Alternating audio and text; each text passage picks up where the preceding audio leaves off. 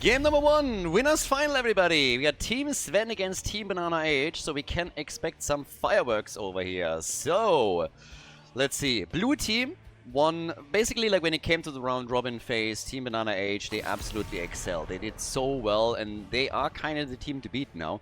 At the same time, then you have the winner of Group B, you have Team Sven. And especially after the round robin, their scrim record is incredible. And they've been showcasing this now several times, not only in Group B, but also afterwards. Now we have the two of them collide against each other, and it should be pretty epic. Really expecting a lot of action between those two teams. And yeah, Maiev gets banned out, Lucio bans out, that's how we start here. Now, of course, we are in the final phase of the Banshee Cup of Season 2. We have 4 teams remaining, and we are currently in the winners final. So the winner of this series, of this best of 5, goes straight towards the grand final. These two are essentially already guaranteed to get prize money. We have in total $2,500 of prize money, all powered by Kevin, by Psychiv. He's the one keeping the Heroes of the Storm scene alive here and really supporting it more than Blizzard ever has, if you ask me. But what we have now is $1,500 that goes straight to the top 3 teams. So it's a normal tournament split with $1,500. The remaining 1,000 going to the bounty pool, and we talked about this obviously a lot. Players are incentivized to play certain heroes and certain combos, and they are called bounty as long as they win with them. And the more bounties you accumulate, the bigger your share is going to be out of those $1,000 in the bounty pool. It always depends a little bit, of course, how many bounties were completed in total, how many bounties did you complete as a team, and then you get a share according to those numbers at the end of the tournament. So you have that risk-reward calculation for players where they have to figure out, hey, are we going to try to do that? Are we going to give ourselves a handicap playing, like, I don't know, Asmodan, for example, or how are we going to play this? Now, as we're heading now into the finals, or in the final phase of the tournament, it's less and less likely that we're going to see a lot of bounty attempts here. Maybe if it comes to like a 5th map or something, there's a chance that we're going to see one of those like off-meta heroes, because the hero pool is getting whittled down a bit, since we're still using a rule for the draft where a hero can only be played once within the series, meaning every single hero you see on the first map cannot be played again in the entire series, and so on and so forth, going into game number 2, 3, 4, and then 5. That will reduce the pool of heroes slightly. Now we have 90 heroes in the pool, so it's not going to impact it too much. Again, this is Meta Madness, this is a light version of it. But now we have Blaze, Johanna, we get Vala from Team BananaH. And on the other side, we started things off with Garrosh and with Hogga going into Haunted Mines. Which might also be a little bit of a question mark for some people if you haven't watched a lot of the Banshee Cup yet. Yes, it is going to be Haunted Mines. What we're doing in best of 5 matches as tournament organizers is that we are dictating the starting map. So we are basically rotating between Blackheart's Bay, Haunted Mines, Warhead Junction, and we threw Braxis in there for Hurt Measure as well. So makes things a little bit more interesting. Some of those maps are actually surprisingly cool to watch, and also even. Again, they haven't really been part of a big pool in a tournament, of a map pool, in a long time. But Haunted Mines is one of those maps that has by now also created some pretty epic games, I gotta say. So really looking forward to this one too. There's a losers bracket here as well. So whichever team loses this series drops into the losers bracket, has another shot there to go to the grand final and get revenge, for example. Double pick, we need some range damage, we need a healer. Nobody has actually gone for a healer yet. We got Blaze and Jojo.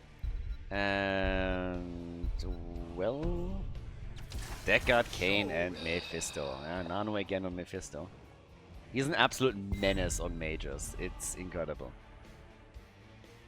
There's actually so many heroes where I absolutely excel with them. But, yeah, the normal ones, there's Chromie, there's Mephisto, played Kelthos for the team too. And then, of course, you also have to chip in Hanzo for good measure. With Vala, the question is just simply double support, yes, no, full on hyper carry, or do they add something else? They go Anduin, they go Genji, so light bomb engage, and Vala might go into an arrow build over an auto attack style, depending on what the aim is here. But yeah, Genji, Anduin, already a very good combo for Team BananaH, and honestly, this is kind of terrifying what they're running here. They've been the team to beat so far. Maybe Team Sven can take them out now.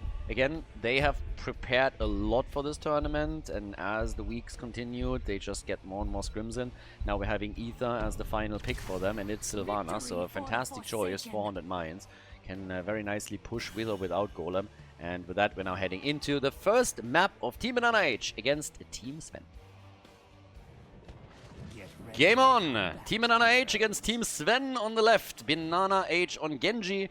We got Jean Lassalle on Anduin, Itrax on Vala, Johan on Johanna. And we got Fancy Pants from North America playing on the account Okmek with Blaze. To the right side of the map, I'm actually surprised that Sylvanas made it through, to be honest with you. So yes, Ether is playing Sylvanas here. BananaH pausing the game as we have Sven on Hogger, Arian on Garrosh, Captain Rex on Deckard Kane, and Nano once again on Mephisto. So, the pause apparently caused by some of the players lagging a little bit. So, Ether, if I'm not mistaken, even dropped out of the game. I'm gonna check if everything is fine now, but some players seem to have some problems.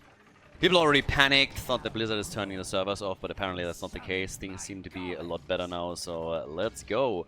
Our winners final. I've been looking forward to this series for a long time now, and I am super excited to see if BananaH is now just coming in, crushes everything, or if all of a sudden they have to really dig deep in order to take Team Sven out. And let's not forget, the winner moves on to the grand final too, but at the same time there is the potential rematch that could still happen if the loser of the series makes a run through the losers bracket. Anduin already with a pull, and Vala actually went auto attacks. So she went for an auto attack style despite the fact that she is only relying on a single support here. So very likely we are going to get a few deaths on Vala. But the first thing that happens is that a Hogger at the top gets killed. So Hogger falls to Blaze and to Genji. So he's getting dropped. And that's a nice little start here for Team BananaH. So yeah, good for them. Honor is a fun one. With Sylvanas it's actually very interesting because you have a few more tactical choices once that the lower level opens up and you can go for skulls. I mean, always assuming she's alive. Oh, that was neat. That was, I mean, not your typical Genji play, but he nearly got the kill there. Good for Sylvanas, but boy, check this one out. Taken out by the tower. So she goes in pretty hard. Genji comes in, she closes over and falls back and he dies to a tower. Very nice play by Sylvanas. The big jukes coming in. Incredible Sylvanas play right there. Genji wanted the kill and he was so close to getting it. But yeah, well done. I was talking about Sylvanas just generally. So the big play here is really that you can push the lanes very heavily once that the lower levels open up and the skulls are in. So you don't necessarily have to go for skulls at the beginning of the game. You can, for example, just say like, okay, we're not going skulls on the first golem, maybe not even on the second, but we're using Sylvanas at the top to push for structures. And then the big golem, kind of weak, hasn't scaled yet, we can take it out easily. So that could be your play here. But in the meantime, the attack at the top is starting to refocus a little bit. Got another one there. Ether's actually doing a fantastic job just jumping out of these situations. Vala has now, with Death Dealer on level 4, started to stack up to 10 stacks here. But the mines will open, so we're gonna get the lower level opened up in a moment, which causes Hogger to immediately go for a bit of a spin to win here and make his little move. And down at the bottom of the map, we get Fancy Pants and Captain Rex also. Just waddling away here in front of the gate. But the Siege Giants have not been taken. So Siege Giants are in. They're still trying to get that quick kill. Oh, good save again on Vala. But she's not out of the woods yet. They're turning it on to Sven. He's still fine. Eats the stun though. And a lot of damage here. But the blue team is also dropping rather low on their hit points. And that's Garrosh preparing a kill for them. Going for Anduin and shutting the Crybaby up for good. Nice. Well done. So, good play by Arian. Really nice kill prep from him. And they dominate, at least for now, the bottom of the map and can easily just go for a few of the skulls, get the lead there before the blue team is back with 5 on the map and can make their own play. But 26 have already been gathered up, so pretty neat. Genji is moving in and is trying to at least steal some. But if you're looking at the top, what I potentially saw coming from the blue team is now happening, at least for a second, from them. Sylvanas gets caught and killed. And BananaH is immediately pausing the game. So despite the fact that they just got the kill, it seems like they might still have some lag issues. But before we even headed into that fight, the one thing that I still want to highlight is that they went for the structures at the top. So they actually started to do some damage here, while they didn't have the numbers on the map, and were instead hoping that they could at least take structures down before they then enter into the mines, trying to get some skulls for the team. Because at this point, they might even get another kill against Sven. Now again, he's playing Hogger, so he should be able to get away from them. Arian is also here, so he has a bit of an assist. But with none not even being on the lower levels, it's a bit tricky to really fight back. 4 versus 5, not making that any easier, but their 4th hero isn't even in range, so we'll see what they're gonna do. Well, for now, seems like they're just trying to head out there. Good choice. Sven gets caught though. Body blocked and is still able to get out. Okay, they were actually prepping for them leaving the mines, but the big golem is getting attacked right away from Team BananaH. They know that they're already trailing behind. So what they're doing, instead of just going for the small camps, they're starting with the golem right away. They know that everybody's a bit low, that Sylvanas is going to need a few more seconds. So that's the perfect opportunity to take the big golem out, take all of those skulls that basically puts them even with Team Sven, and then focus onto the remaining mini camps to claim those two. So with that, they are actually taking the lead, despite the fact that they were a bit low on this. But there's also pumpkins that they can still go for. So yeah, pumpkins are slowly being taken one after another. And now we are still getting the final ones claimed over on the top right side. So that's now 46 to 54. I mean, again, even. Totally even golems here. With Sylvanas, you can push quite aggressively if you want to, but for that you would have to move down to the bottom of the map. It seems like they're just trying to defend here and maybe get the pumpkins connected, take some of those towers down too. But once that the golem actually spawns, unless she's now making the rotation down to the bottom of the map, we're just going to see her being used for defense. 50 stacks nearly for Valas. Yep, there it is. Gets the additional damage on the auto attacks and hasn't died yet, which is actually pretty sweet too. So Vala still surviving through all of this.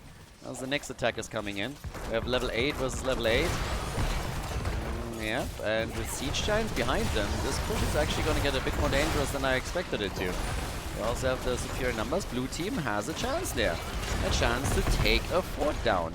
At the bottom of the map, we still have also a 1v1 between the side laners, so the defense is kicking in. But now Garrosh rooted for a moment. Good damage. I'm not sure if they can take the fort out, but they will definitely severely damage if they continue this. And those Siege Giants, they're helping out quite nicely. So one attack after another is coming as they're rotating over. Oh, good. They got Kane zoning them away once again. But here comes the stun, and they actually get it. The fort gets destroyed. This is the first objective that we're getting in the game, and they are dropping the first fort. So really well played.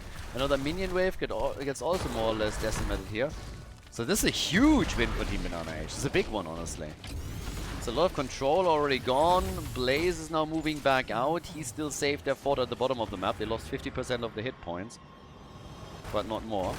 So yeah, that's a pretty good setup from them. Now, on top of that, of course, we now have everybody back with full mana and full health as they're starting to rotate around towards the bottom, meeting up with Vala, so the 5-man can defend. They also hope for level 10. I like the check on the bush here too, making sure that they're just that there's no party being set up for them. That's yeah, heroic abilities. We get now Endurance of Hate. No big surprises. Shockwave, a lot of CC actually. Tons of CC from Team Sven. When you think about it, I mean, that's actually ridiculous. So yeah, huge amount of CC from the red team. And still, camp. Everybody's trying to go for the pumpkins right now. Jojo is slowly moving over, but she's definitely too slow in order to help them out here. So they give up the pumpkins. They didn't go for the camp, didn't commit anything here. And over on the bottom, they now have to defeat those pumpkins themselves and ensure that there's not going to be a mad problem with that. So, yeah, an interesting one, as already mentioned before. So, how much farther can they go with this? Johanna's already sitting tight here once again. Has to also be a little bit careful. Genji at the top, careful. Yeah, and they seem to have some more problems with this from the looks of it, don't they? I mean, this is now another pause from the blue team, so I think Itrex is the one that is having some real issues. And in this case, actually disconnected. So, yeah, just as they're fighting at the top over the camp, down at the bottom of the map, Vala now in trouble, so we'll have to wait a second until she's back to business, and then we can go, of course, and continue. But a little bit unfortunate for them. This is an important match, and having issues on one of their players, so hopefully that can be fixed quickly, because if not, then this could end up with them having to play with a sub at some point. Maybe not on the first map, but later on, so yeah, let's see what they can do here. So, the problem is actually a little bit bigger, apparently. It's literally Itrax and Aether that both have trouble. So, Sylvanas and Vala, kind of in the same position too. And right now, I think both teams are starting to embrace the idea that they're just riding game number 1 out the way that it is. And then each team subs in a DPS. Because both of them are having problems. Honestly, I don't really know what exactly the issue is here. It's funny that it's like 2 of them. And, well, both of them are from the same country, so maybe it's literally... I don't know if they're even from the... Maybe they're even from the same city on top of that. But, yeah, whatever the reason, right now, they are struggling there. Both players have connection issues, and unless they get resolved pretty quickly, we will end up with both of them subbing a player out. Now, to be fair, when it comes to like these sub issues, I think this is probably the best case scenario, because it is both teams having to sub a player and then also both teams subbing a DPS.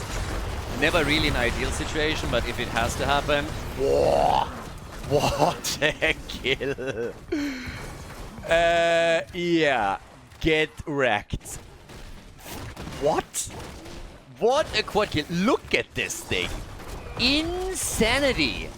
Look at that choke point play right there. Holy shit. Total annihilation. The entire team gets basically murdered with the exception of Blaze, as the teams were looking for additional skull. And they just got crushed. I mean, everything got unleashed. You had the Wailing Arrow, you had Hogger with a Shockwave, and they totally murdered them. And that's now 79 skulls to 21. So big golem for the red team that they could use to just, yeah, barrel through the keep, through the fort and pay back their opponent a little bit. Not bad. That was actually pretty epic. That was like really epic.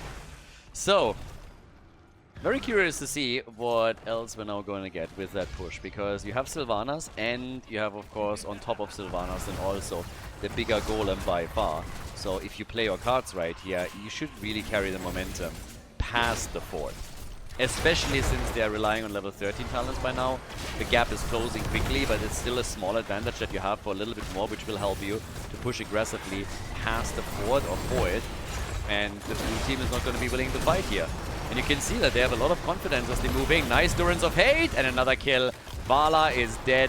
That's also Gambit stacks lost, of course. So things are just getting worse for them here. And look how quickly they destroyed that fort. That fort was destroyed in no time, and now they can go for the keep. Vala gone means that only Genji can poke from a distance. So yes, they are having a big problem on their hands.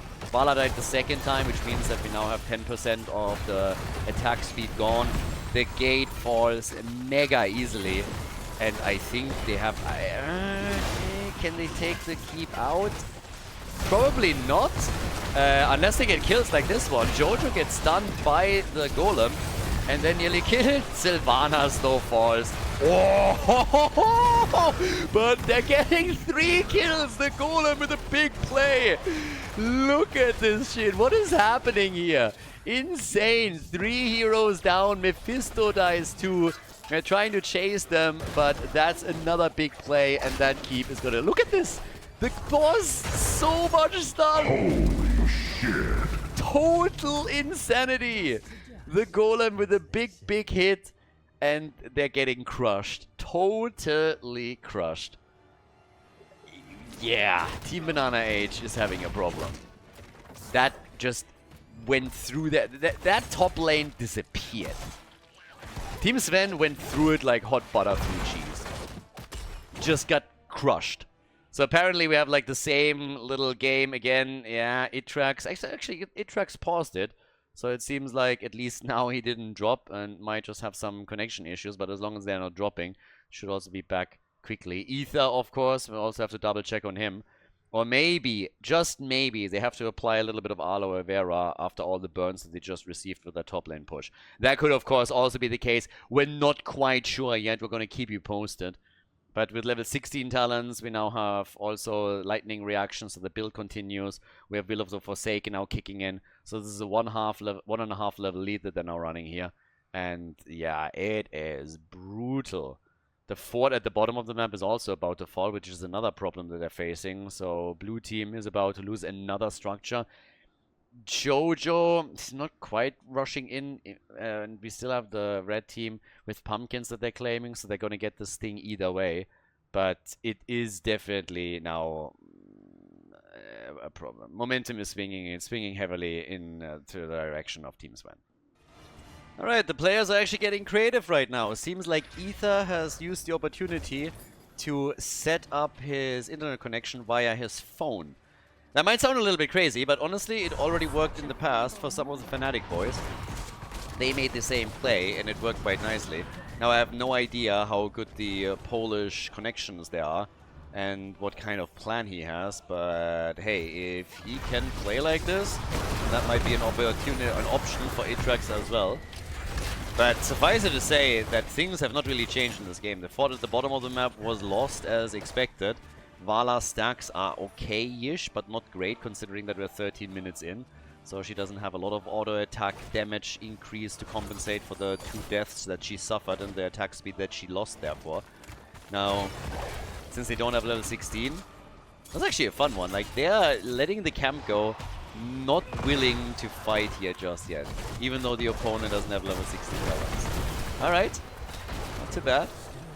So with that, we're now having very quickly the mines opening up again. 20 seconds is all that's needed for us to see another fight in the bottom of the map. Or at least I would assume so. Blue team is already making a move over. It's only Johan that is sitting there. And are they just trying to lay a trap? Nah. Maybe? They're trying to collapse onto the top, but Hogger is already gone. Hogger isn't even here anymore.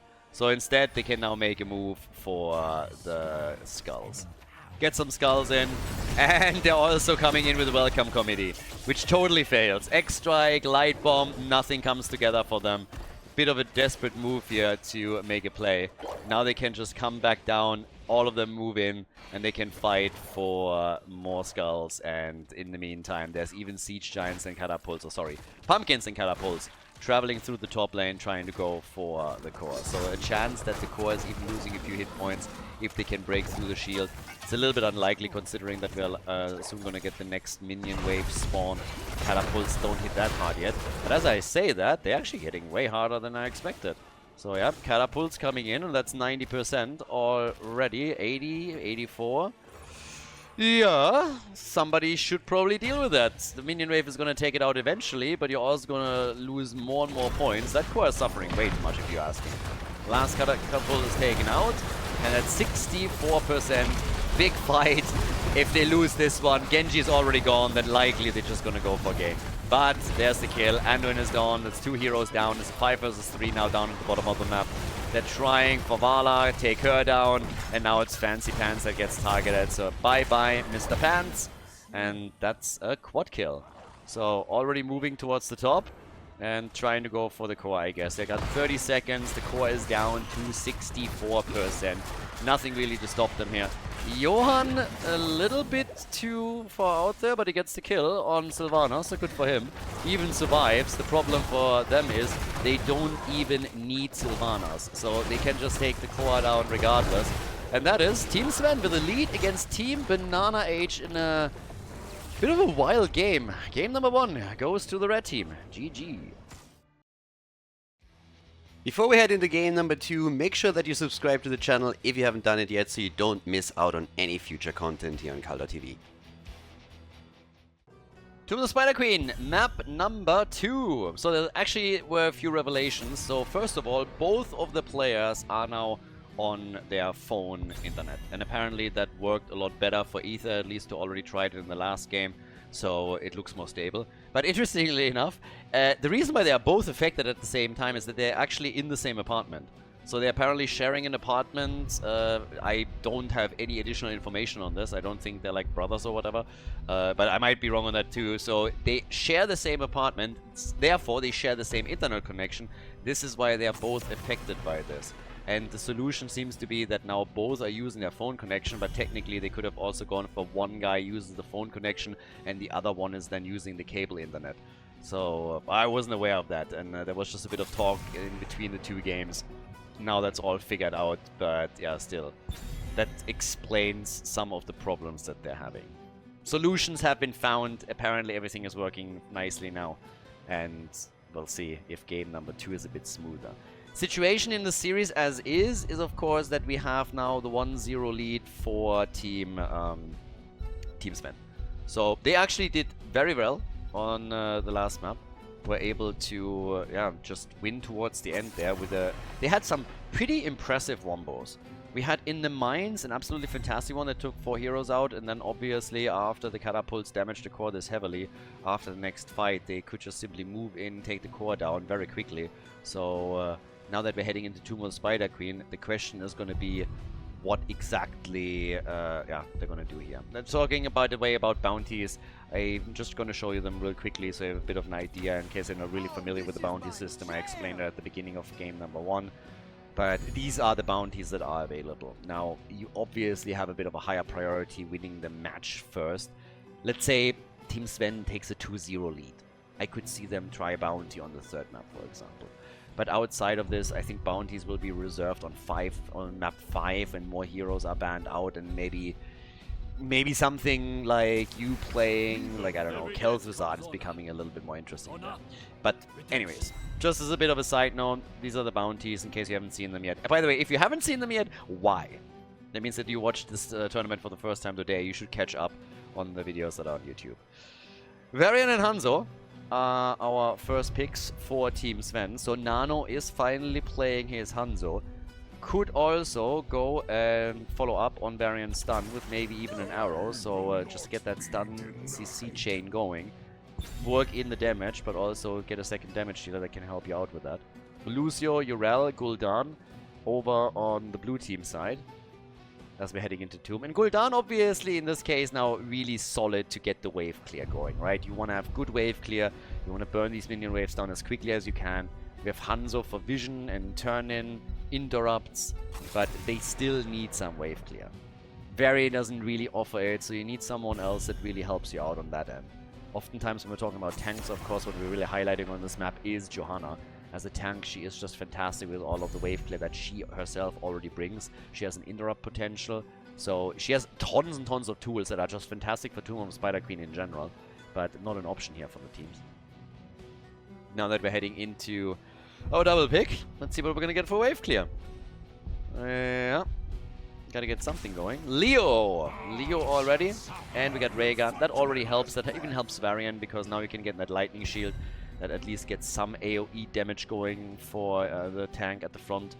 But the whole idea with Varian is still to just get that quick kill. So a mage behind it, like Jaina for example, would be pretty neat to get that burst damage in that you really want there. Mal'Ganis and Cassia are the final 2 choices for Team BananaH. And I can't even remember when BananaH's team was the last time behind in the tournament. So, yeah, let's see. Final pick. Arian still has to choose. You could obviously still swap some heroes around. It's always an option. But with that said and done, let's see if BananaH brings it back. Can Team Sven take a 2-0 lead against them? There's Jaina. As predicted. Tomb of the Spider Queen, ladies and gentlemen. Game number 2. Tomb of the Spider Queen. Game number 2. The 1-0 lead for Team Sven. Fantastic for them, obviously, to have a bit of a chance here and try and make this work. Go in, take down your opponent on the second map too, take that big lead and start getting match points. Now, if they can start here to set that up, that would be pretty epic for them. If they can do it or not, that's a very different question. We got BananaH for his team on Cassia over on the left side. Jean Lassalle is playing Lucio. We got Fancy Pants on Urel, Johan on Mal'Ganis, and Itrax on Gul'dan. On the right side of the map, Team Sven on Leoric. Oh, Sven as the player, as the captain on Leoric. Team Sven with Rhaegar, played by Captain Rex, Ethan Varian, Nano on Hanzo. And then last but not least, Arian is playing Jaina. The added burst damage that you really want when we're talking about, hey, variant kill comp, taunt into burst damage, and potentially, of course, also that extended stun that could come from Nano with arrow. And boy, did Team BananaH murder Jaina here. Woo. Insane. Came in and absolutely crushed her. Yeah, she didn't see that coming. Urel flanking in from the side, getting the perfect angle, and then she's instantly gone. Like, did nothing, by the way. Look at that baseline. 0. Not even one grenade. Was so surprised, couldn't get any damage out, nothing. And now they're going for Nano and Hanzo, but he is able to get away. But this is a very aggressive opening from Team BananaH. Someone is a little bit mad that they lost game number 1, aren't they? Yeah, look at them. They're coming in with a lot of aggression here. I like it. And now that they're starting so aggressively and dominant into the game, we're having them go for the siege giants at the bottom of the map. Sven scouts it out, but it's not likely, it's not like he can do anything about it. So, yeah, that's the next one. Siege Giants will be taken. At least there's a mercenary camp that has also been claimed from the red team that took their own over on the right side. So can push it now through the middle and hope to get some structure damage done. Gem count, basically identical for the two teams. Push at the bottom of the map with the Siege Giants is now coming. And yeah, they can push this in a little bit further. Sven is actually taking all that damage to make sure the Siege Giants are not moving into structure range. So he's just allowing Nano more time to poke, and as long as he doesn't die, I mean, even if he dies, as long as they don't lose the gems, they are going to be fine on this. But decent defense, not a lot of work done by those Siege Giants. This could have been way worse. So yeah, Nano with a pretty solid play down at the bottom of the map to help Leoric defend against them. In the middle, the attack also, they just keep coming. We have again the Drain build for Gul'dan, as we've seen already multiple times. Cassia is stacking on a level 1 and so far has been able to get 10 stacks together. But with level 4 now ready, that means also that things are getting more dangerous when you're getting close to Variant. One quick taunt and you could very quickly find yourself on the receiving end of an absolute buttload of damage. Because you have Jaina lurking around, you have Hanzo of course too. So yeah, gotta be quite careful here. Which means that the momentum has shifted a little bit. Not a ton. But there's definitely a bit of a momentum shift going on between the teams here right now, at least for the time being. Interrupt attempts, but the turn-in has happened, and they're getting very, very close to a full web beaver wave. There's the burst damage, and BananaH is alive, and then dies to Hanzo. Wow, very, very clutch. I mean, he basically made it out, and then got farmed at the end, but damn. That was neat. Good kill. Took a lot longer to drop him than they probably hoped for, but still they were able to pull it off, so good for them. Yeah, Captain Rex with another turn in now too. Another quick move against Atrax, and Gul'dan is dead. Body blocks and everything. Yep, nicely done. And that could be the turn in for them. They're definitely trying. I mean, they want that turn in, and they get interrupted for a second, but there's still a chance that they can make the play now. Once again, getting pushed back though, so a little bit unfortunate. But yeah, so far the blue team has at least been able to deny the turn in. So yeah, good for them. Another taunt though. Yes, there's the damage. BananaH eats a lot, but the heal is also there, and it is in time. So nicely done. Ether had to retreat here. Was also in a bit of trouble there for a moment, but they're still able to keep him alive.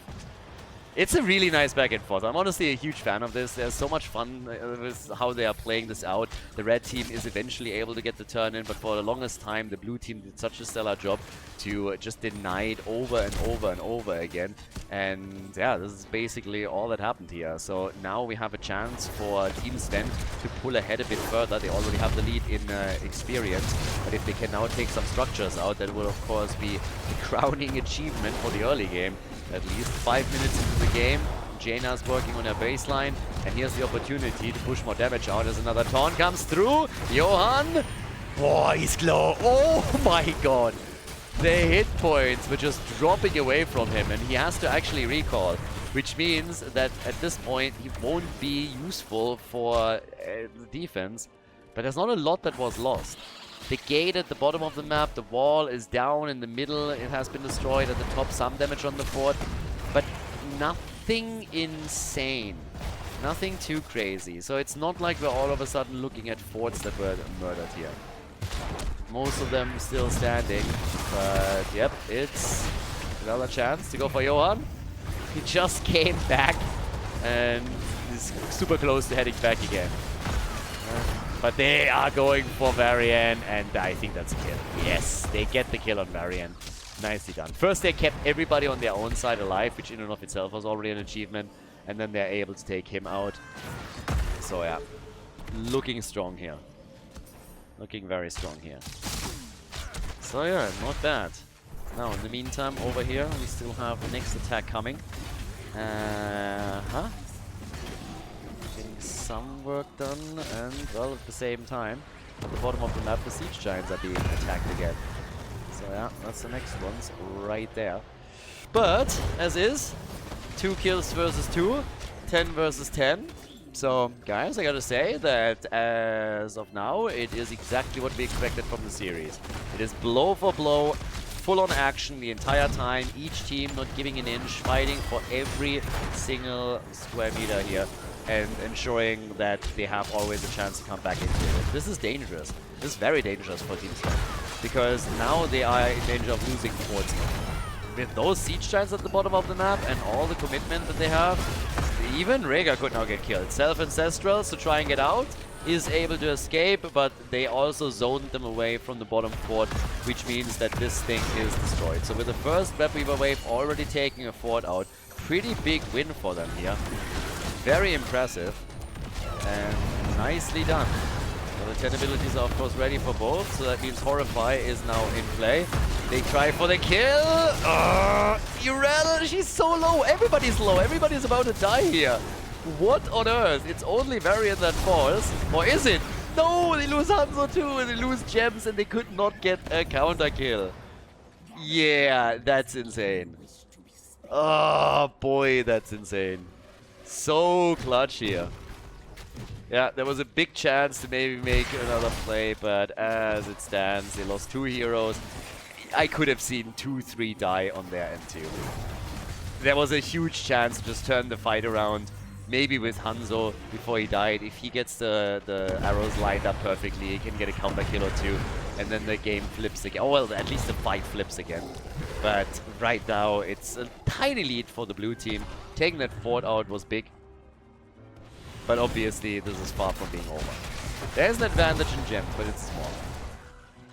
So, right now, we're looking at 4 kills to 2. We have 23,000 for Cassia in regards of damage. 28,000 for Hanzo. That poke damage is really coming together for him. But the blue team is getting closer and closer, and another turn in. So yeah, get that turning going. Make sure that you get that next Web Weaver wave, and they are only 5 gem nodes away from working that one out. And it would very likely lead to them taking another fort. So we could go for a tie here. But then again, at the top, Atrax, there it is. Blue team turned in, and they're gonna get level. Oh, oh, the timing couldn't be worse. Mal'Ganis, just as the Web Weavers are finally there for them, they are losing their tank. Now, it could have been even worse if it happened a bit later, but the defense is now made so much easier no matter what. So, there's the chance. I mean, right now we got 4 kills, 2, 3, and yeah. Let's see what they can actually do on this end now. Because right now the question is really, can they still do some damage with this? Is there still a chance for them to at least make some plays, but doesn't really seem like it. Web Weaver's defeated at the top. I don't think it's going to do too much for them either. So there's another chance as well. And yeah, to defeat it. This one's taken out. In the middle, still an opportunity to do at least some work, especially with now Mal'Ganis back to business. Leoric has to defend at the bottom of the map. Now that's one hero that's going to be missing for defense, but the fort has only lost 50% of its HP. Jaina is now also done with her crest, which means that she gets ice block. So that's pretty neat for her. More survivability, another panic button that she can press as well.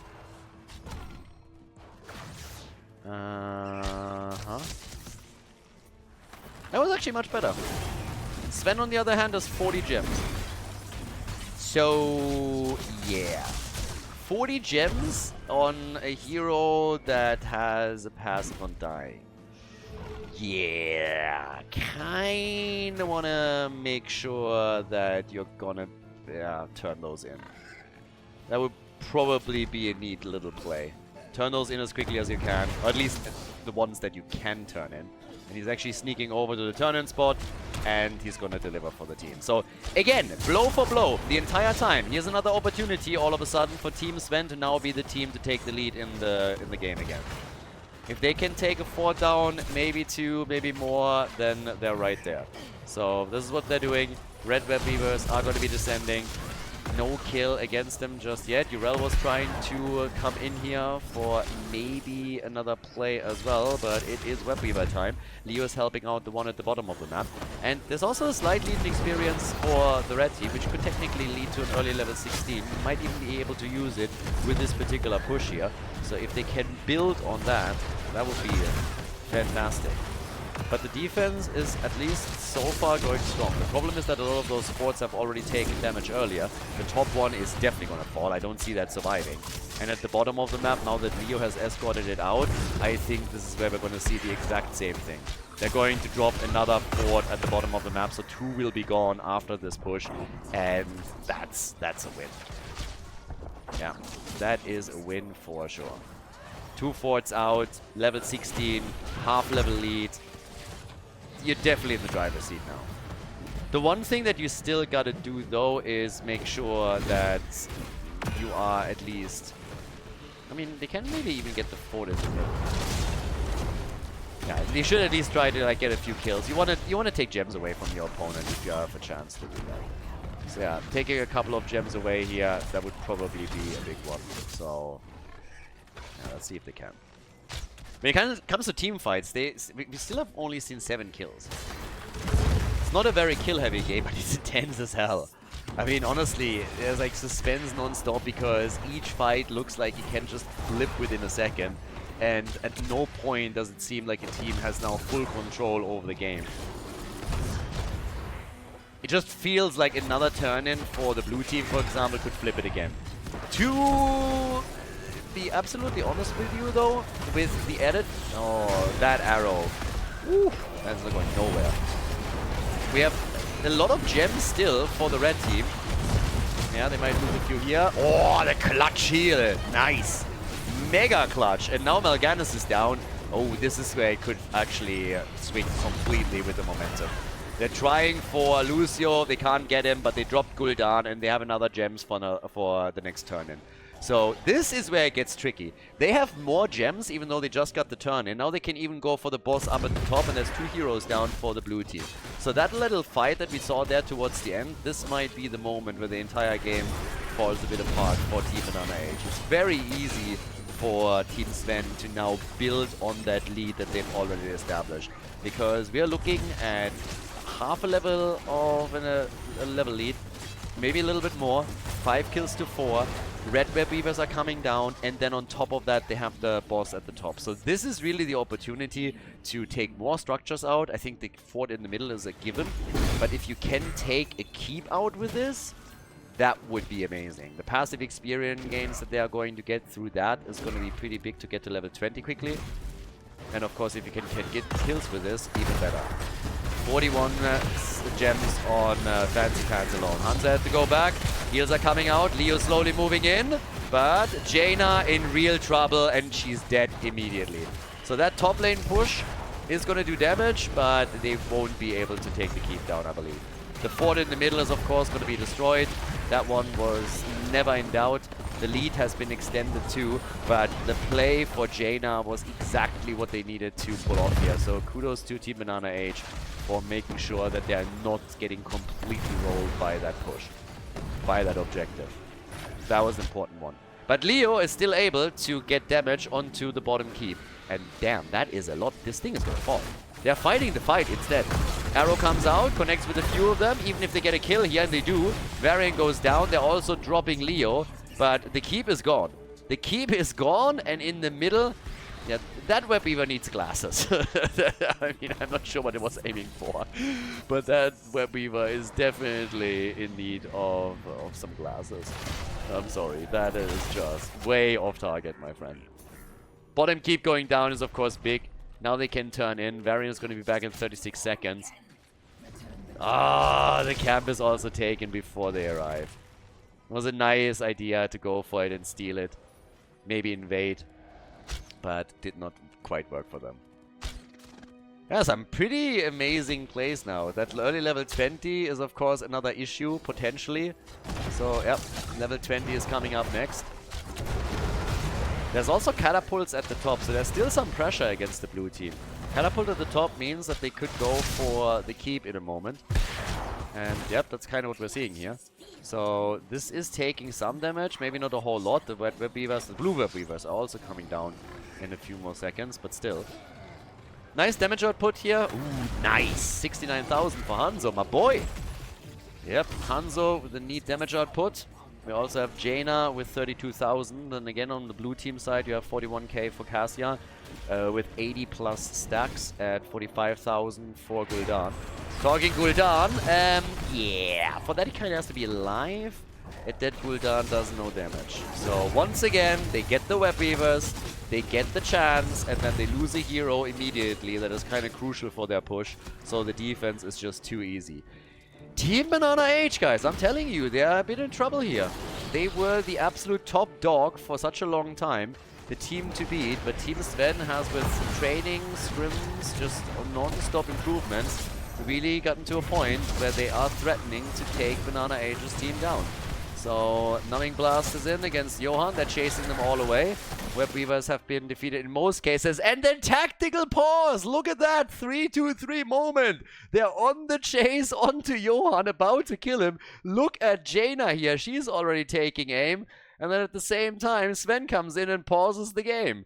Not sure if the mobile connection has now crapped out here. I hope not.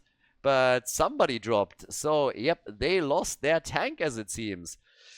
Ooh, that's not really the moment when you want to drop players. So, not when you're in a lead like this. Let's hope that they can recover that, because it seems like Mal'Ganis might die here. And that would be a pretty big play as well. So, if they can take Mal'Ganis down now, while Gul'dan is still dead, the web weaver at the top... I mean, let's be honest. This fort is gonna fall. There's no way of saving this anymore. It's already too far gone. But losing the fort is not that big of a deal if you're getting kills now, and maybe you get a turn in after that as well, or you just move towards the top and try and siege up on that keep. We have level 20 talents in. That gives us also for Gul'dan the upgrade, so he went straight into Haunt over here.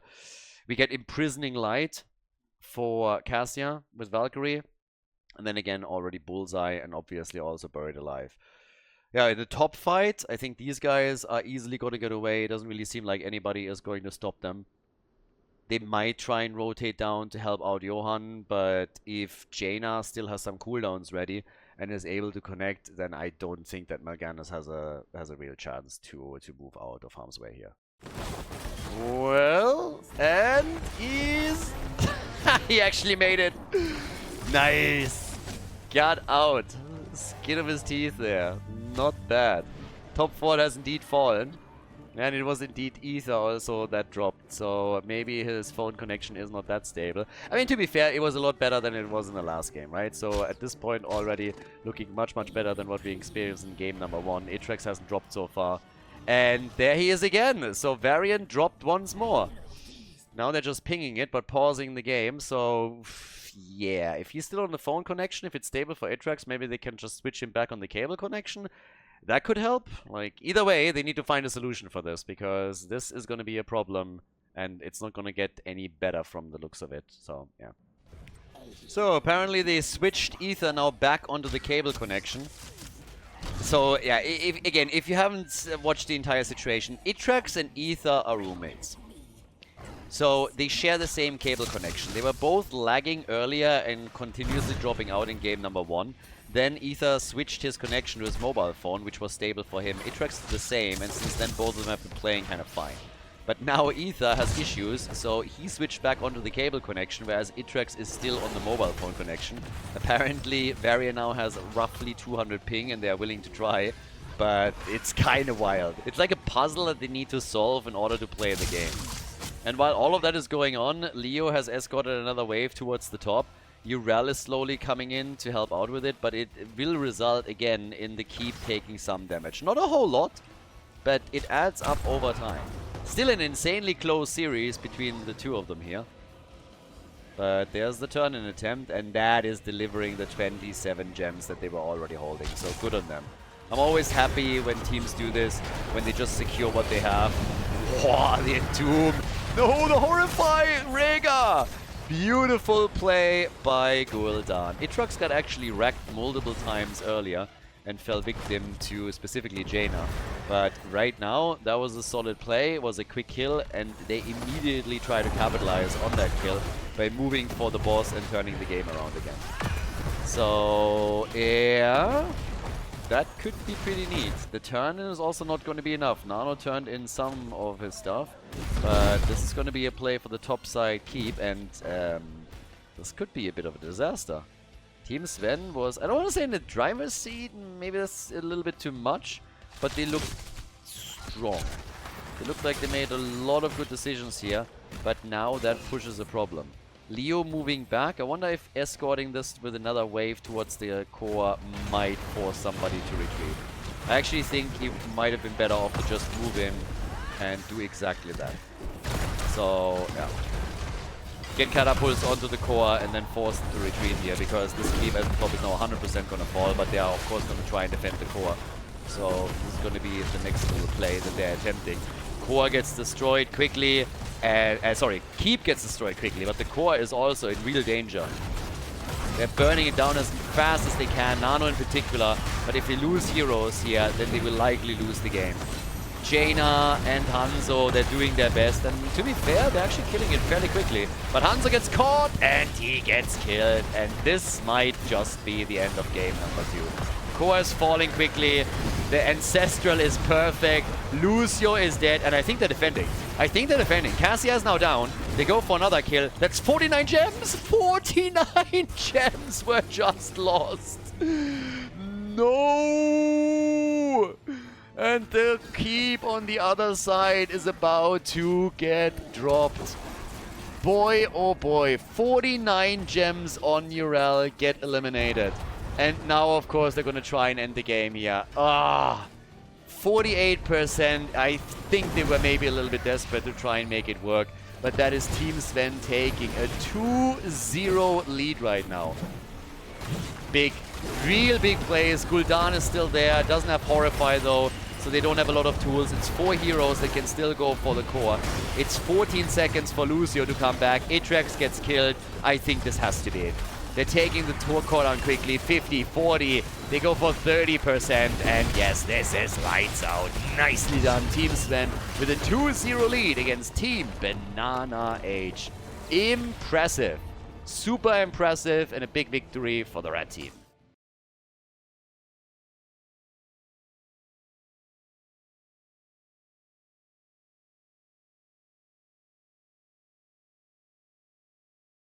Well, I guess we're at a match point. A 2-0 lead for Team Sven against Team BananaH, as we're going for Battlefield of Eternity, our next and potentially final map in the winner bracket final. So, the loser drops down into the losers bracket, has another chance to reach the grand final and try to, you know, go for the big revenge. But whoever wins here is going to have a much easier second day of the finals. So now Samuro gets banned on Battlefield, but yeah, it's an interesting one. Team Sven is coming out swinging and is doing exceptionally well over here. And I was honestly impressed. On game number 2, it actually looked like we might see the core fall. in favor of Team BananaH there towards the end when the boss attack came in, especially when Hanzo got killed. But they still made it possible. They came through, and now we're getting Diablo banned out. We have, obviously, with Samuro already taken away one of the heroes that Sven usually plays eliminated. And yeah, let's see what else we're getting. And also what kind of like picks we're now getting for Battlefield. I mean, a lot of the heroes that you would normally pick there have been played already and can't be played again. Vala comes to mind, played in on map number 1. Unless I'm blanking here right now. But you still got Li Ming. You got some of the mages still available. Li Ming being one of them. Hanzo obviously is not there. Greymane can still be played. He's another one. And a couple of yeah, frontliners that would also be pretty powerful here on BOE. But again, we're jumping ahead a bit. Maiev gets banned out, so yep, she's not going to be part of this. And on top of that, we're now looking at Tracer. Okay, she gets banned too. This is actually kind of interesting as well, because BananaH has been playing Tracer quite a lot. They are locking in Chromie, so not only playing Chromie on their end, but also making sure that Nano doesn't get to play it. But, yeah. Highly curious now what Team Sven can do. If they would pull off a 3-0 win against Team BananaH, that would be more than a bit impressive. Now, of course, the series has been plagued a bit with those connection issues. I hope that they've now figured them out for good. I mentioned Greymane earlier, so here he is. Greymane gets put in, and that leaves us with the double pick over on the left side. BananaH, Johan, come on boys, what's gonna come together here with Chromie?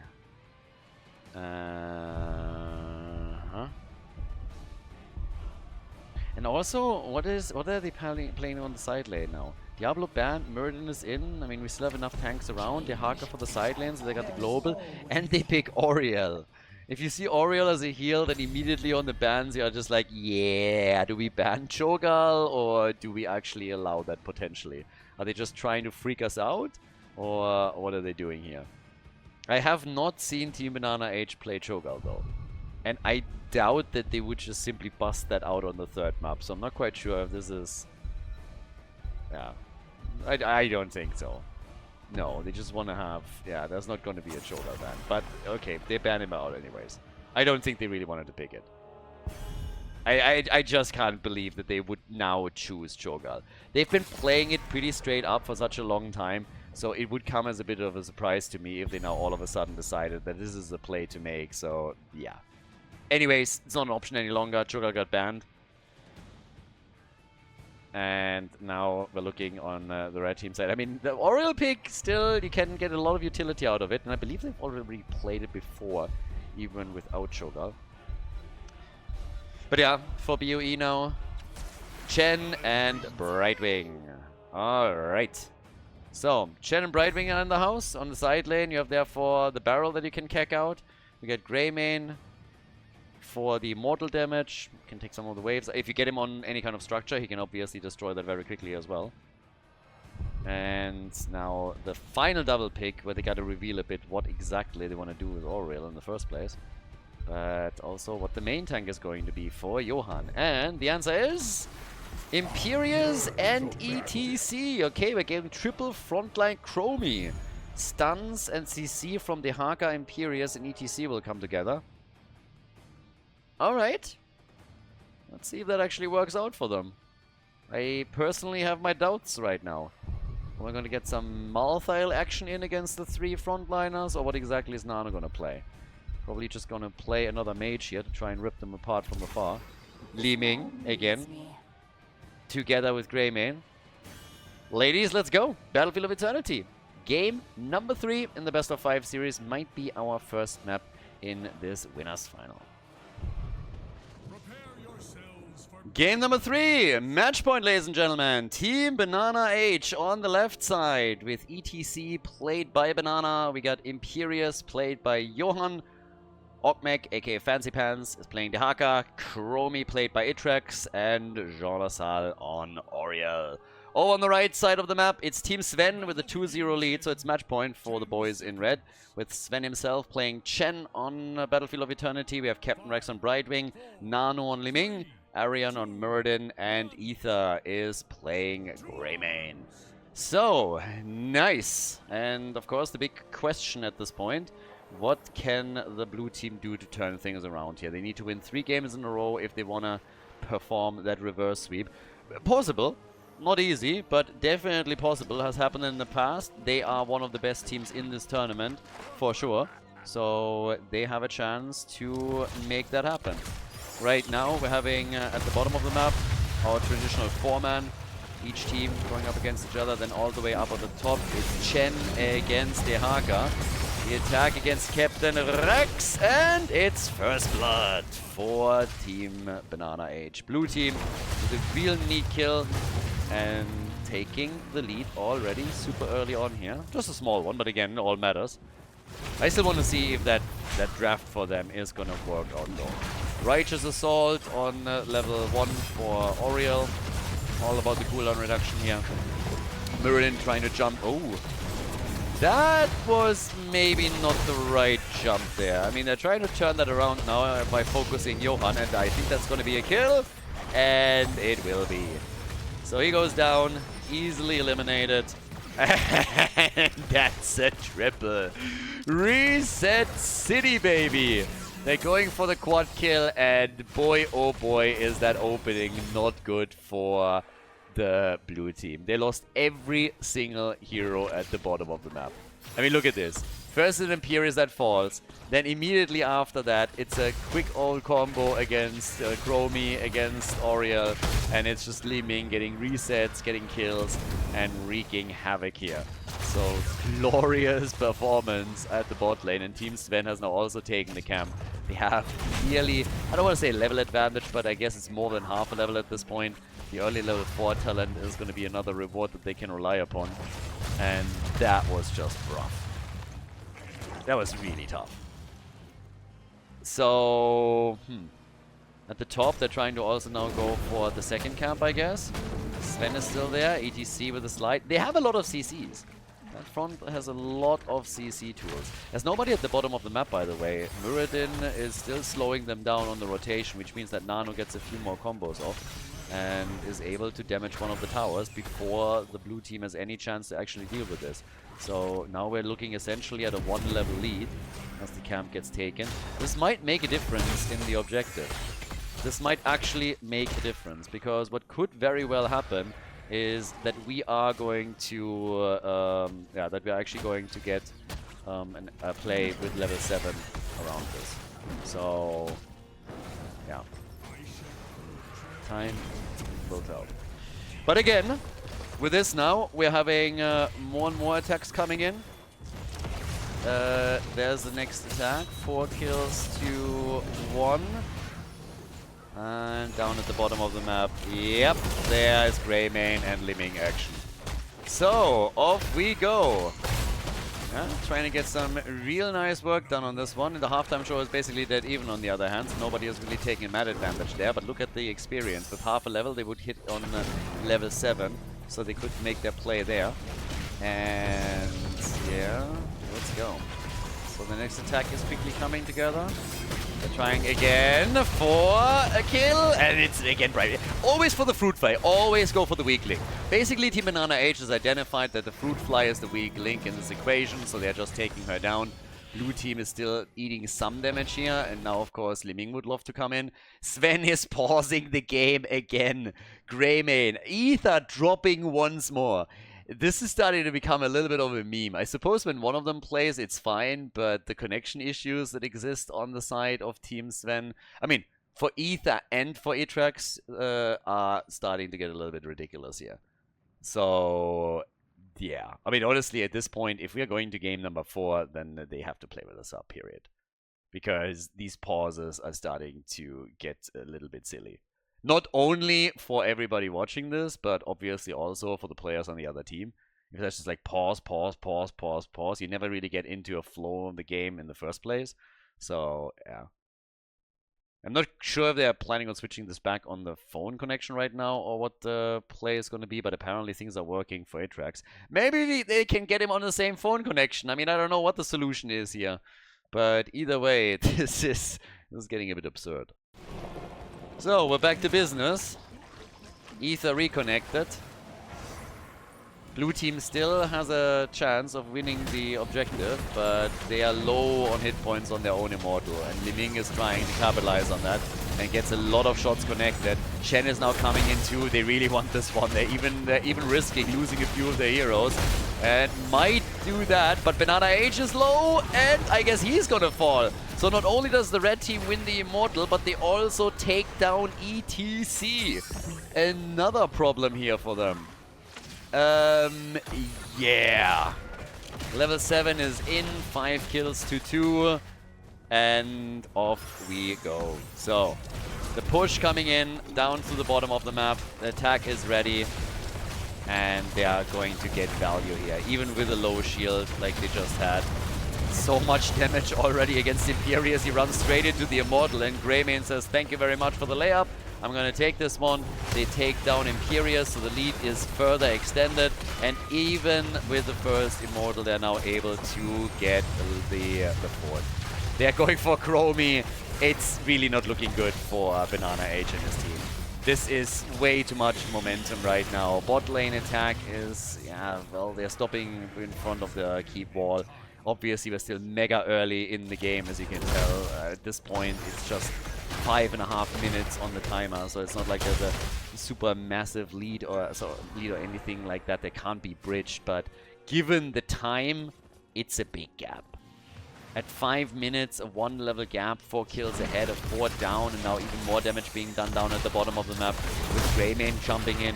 They're even forcing Fancy Pants back, and once that he used the track, a lot of the threat was gone, and they knew that they can just take this out for free. So yes, the topside camp has been claimed by the blue team in the meantime, but that's pretty much it.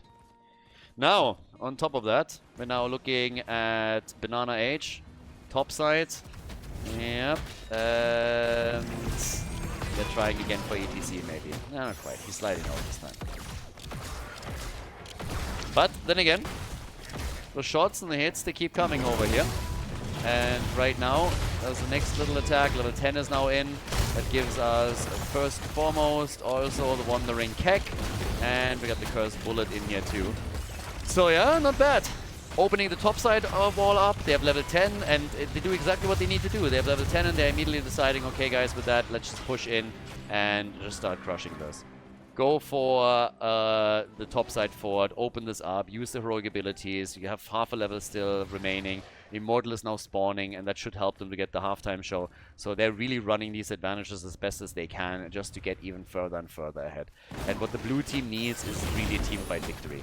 If they get a good teamfight victory, they have a chance to bring this back, so that's that. But the attack is already coming back in towards the Immortal. Yeah, Team BananaH is actually lingering around trying to slow them down here, as Chromie is also getting some damage done. But it's not really happening a lot. Now, Johan is getting attacked. That Skullcracker Connect could have been the end of him. And they're still continuing. But ETC has a stage dive. Seems like Chromie, no, Greymane? Imperius falls first. Imperius falls first as Greymane goes in for the kill. He was already low. Chromie is also starting to drop very low here. Needs to be super careful with their positioning, as they're getting ready for the rest of them. So the Immortal, this is a big Immortal. Oh my god, look at that shield. Insane. Yeah, 7 kills to 2. Massive shield on the second Immortal. Topside fort gone. You're not gonna save that. Wall is already destroyed. 22,000 for Li Ming in regards to damage. 13,000 for Chromie.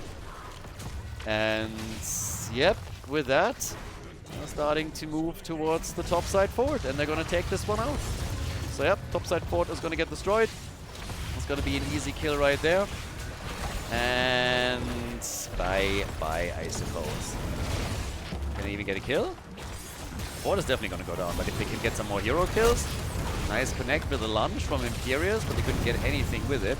Shield is at least down, so now the Immortal is on melee mode, but they are still all trying to defend as best they can. The slower they can get it before it reaches the keep wall, the better for them. But it also increases the chance of you actually losing some heroes here. Same is true for the red team. Mirrodin didn't even pop Avatar, gets killed before he can do anything with it.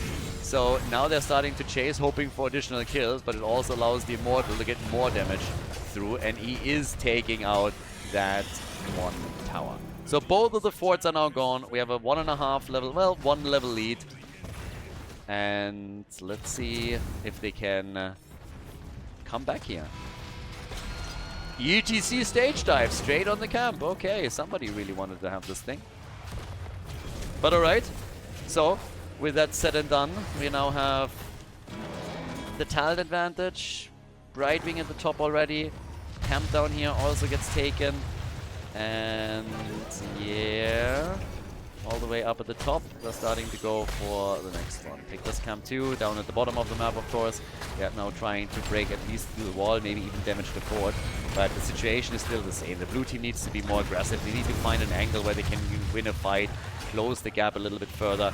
Not having your fountains around anymore towards the middle is already a problem. And whenever the red team now wins an Immortal, it's going to march straight for one of those keeps. So you lose another fight, you're going to be in tons of trouble. They're going to try what they can in order to bring this back, but it is going to be really, really tough. Not easy in the slightest. So yeah. The Immortals are coming up. The good news for the blue team is they're going to have level 13 with it. Stormbolt is missing, Arrow is missing, Power Slide is missing, everything is missing right now. Everybody's falling back out, but yeah, 13 should be ready. They also want to have the camp in time, and they're just barely taking it before the Immortal spawns. The timing works out for them here. And down at the bottom of the map, we actually don't have one yet, so this one is still on a 23-second timer. So there's only one camp spawn through the top, but the position is also pretty good for them here. Yeah, gotta be careful that Greyman doesn't jump in, or he will immediately be met by Imperius and a lunge. Whip into the wall is already a good start, but Mirrodin easily jumps out. Isolation, and yeah, Chen still gets hit by the drag. Yeah, might have to barrel up. So far, he's actually not going for it. There it is, ult is out. So at least a few cooldowns are being exchanged. Mirrodin nearly jumped into an Immortal stun. Not really the best way to start this. Talking about jumping, ETC moves in with stage dive, jumps in deep, but they're going again for Imperius. Gets saved! Ether is dead and Imperius lives. But Oriel falls, and without the healer, that's never a good spot to be in. When your healer's gone, you are in trouble. There's the kill. Easy reset, and another one. 3 heroes down. Absolutely impossible for them to do anything here. It's going to be another Immortal for the red team. And guys, the situation even gets worse, because at the top, not only is this camp still in play, but it's also taking out the wall and will even dish out some damage towards the keep. Now Chromia, I suppose, is moving over, trying to stop it, but some damage will be done. Not a whole lot, but every bit matters, and just going through the wall itself is, of course, a big deal. Then on top of that, you have a level 16 talent. This is going to be such a big blow against the blue team. It's ridiculous. So, yeah. There comes the jump. We're trying again for the play. This time, if they... Kek is back up. I was about to say, if they can maybe somehow kill Chen, that would be nice. But they are fighting with level 16 talents, and the opponent is so desperate that they're engaging into an opponent that has a talent lead, and you can see what that gets them. Not only do they lose Chromie, that's their range damage gone, but it seems like they're going to lose the rest of the team too. First is Imperius, then they go for Oriel, and Lim Ming is just having a field day with all of the resets that they're getting here. And in this case, they're also going for BananaH. Kill after kill, Immortal is taken, and what an absolute stellar performance by the red team. Kudos to Team Sven. The series that was plagued with disconnects on both sides, Itrax fixed his, so at least at that point the blue team was stable, but despite the issues that Team Sven still had, they were able to take it. Now, the death timers are low, so Team BananaH is going to be back to defend here. But before the Immortal even arrives at the bot lane, the keep is dead, is gone. Chen is pushing it out at the top side, so that's another one that's in trouble. The only chance for the blue team is to force the fight immediately and try and get quick kills and then defend. But they lose Chromie instead. This is a total disaster. This has to be a 3-0. This has to be it. What a performance. Team Sven is moving on to the grand final. Well, are they? They're losing Mirrodin, they're losing Chen, the core's falling, Greymane of course is on it, and the Immortal is just too big of a beast.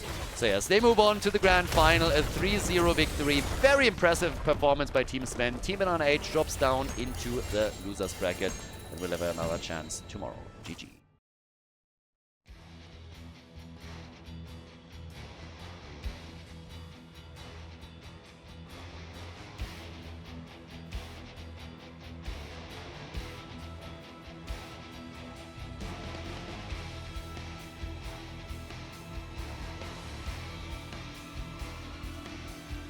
Thank you everybody for watching the video today. I hope that you enjoyed the show and the commentary.